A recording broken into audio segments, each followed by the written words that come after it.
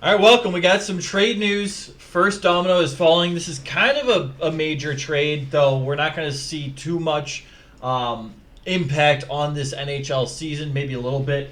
The Ducks get Cutter Gautier. He's a former fifth overall pick from 2022. So, not this past draft over the summer, but the year before. He's in year two at playing at Boston College in the NCAA, putting up well over a point per game. He did last year. He's doing it again this year. He looks good. Kid looks like the real deal. He's 19. He's a left wing but can play center. He began as a natural center and has shifted over to a left winger at BC. Still playing both positions, can take faceoffs, so versatile.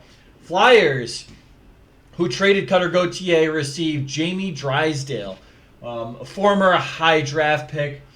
He's signed for 3 years at $2.3 million, including this year, and then he's a restricted free agent. So there's term left, there's control over the player, but the Flyers obtain essentially $2.3 million more in cap hit penalties. They also receive a 2025 second round pick.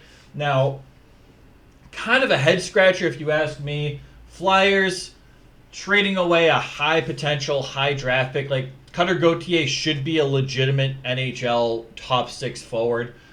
For Jamie Drysdale, who is, yes, he's still young, yes, was a high draft pick, but really hasn't panned out at the NHL level just yet. Shown flashes that he can play. Purely at this point, an offensive defenseman, putting up about a half point per game. I think he has 1 goal, 4 assists in 10 games this year, which is decent. Half point there.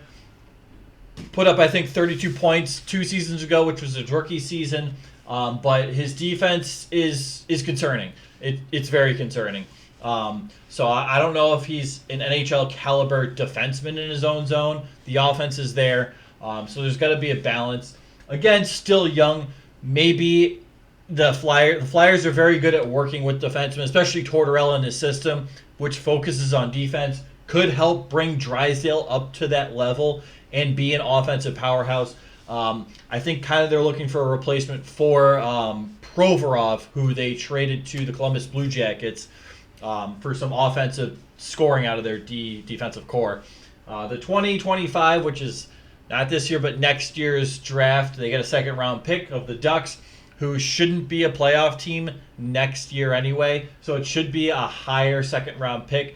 Nonetheless, I don't know. This is kind of a head scratcher to me. I don't think either of these teams are clamoring to get into the playoffs this year. Even with the Ducks sitting in third place, the Flyers sitting in third place in playoff position, I'm not quite sure if this is the roster you want to invest in to make a Stanley Cup run this year.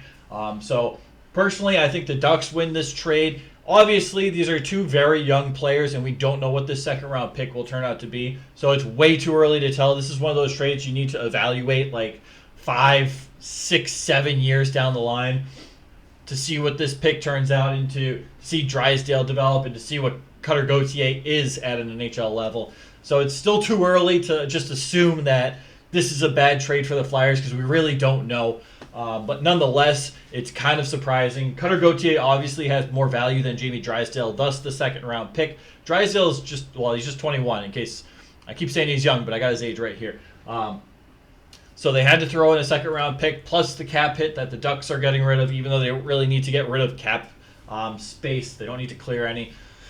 So I don't know. Personally, this is kind of a head scratcher, but we'll see. So far, I think Danny Briere, the general manager of the Flyers, has made very good decisions. I hated him as a hockey player, but he's doing pretty well as a general manager so far. I think there's still plenty of moves the Flyers will be making. I think this is just the start. It's an early trade, but it's kind of a big trade because it's two high potential, high profile recent draftees. So let me know what you think. Who do you think this benefits? Do you think Cutter Gautier ends up being a better player than Drysdale and a second-round pick potentially? Personally, I'm very high on Cutter Gautier. I got friends that really most of my family and friends are in the Boston area and attend Boston College games or a Boston College alum. I didn't go to Boston College, but nonetheless, a lot of people are speaking really highly of this kid Cutter Gautier. So we'll see a lot of comparisons kind of to what's his name?